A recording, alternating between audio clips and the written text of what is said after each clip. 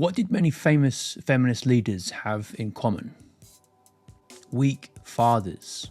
Simone de Beauvoir, Mary Wollstonecraft, Betty Friedan all watched their mothers suffer and became resentful. Don't mistake feminism for the cause of cultural decline. It's a consequence or symptom of it. It comes from men failing as protectors and providers.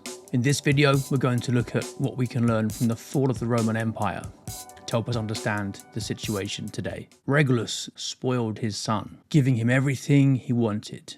When his mother, whose fortune had funded this extravagance, died, the father then emancipated his son, who spent the remaining fortune that he was entitled to so luxuriously that it shortened his life. When he died, the father then inherited the remainder.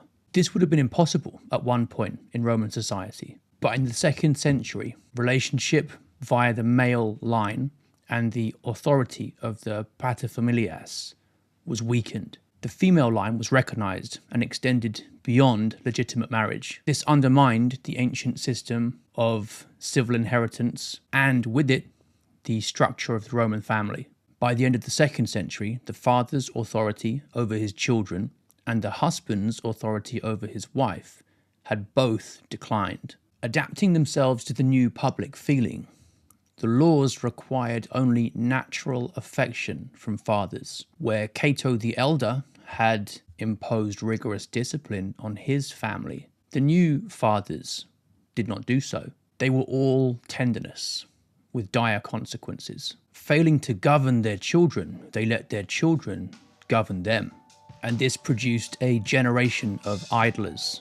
They also failed in their duty to govern their wives.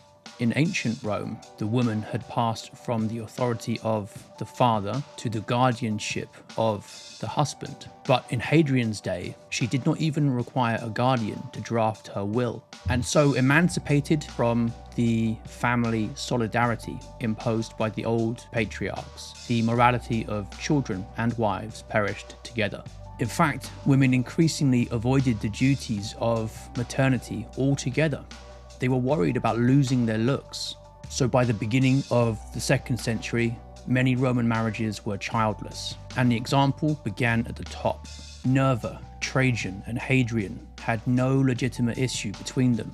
Shunning motherhood, Roman women competed with men in activities which, in the days of the Republic, men had reserved for themselves. As the satirical poet Juvenal remarked, "What modesty can you expect from a woman who wears a helmet, abjures her sex, and delights in feats of strength?" And the deeper question is, what honor can you expect in a man who delights in competing with her? The individualistic emphasis on living your own life led to a loosening of family ties by dissolving the moral bonds. She lives with him as if she were only a neighbor, one Roman writer described the new marriage. Friends with benefits. Adultery was so common that it required its own special court, and when it did finally decline, that was only because facilities for divorce had legitimized it by anticipation. By copying men too closely, the Roman woman had succeeded more in emulating man's vices than in acquiring his strength. And man's vices meant that he was ready to prey on this new female behavior. Then, as now, women's greatest predator was the male feminist. And if you want to learn more about how weakening the male figurehead of authority in the family has affected the structure of society, you can check out my video on the Frankfurt School here. Thanks for watching.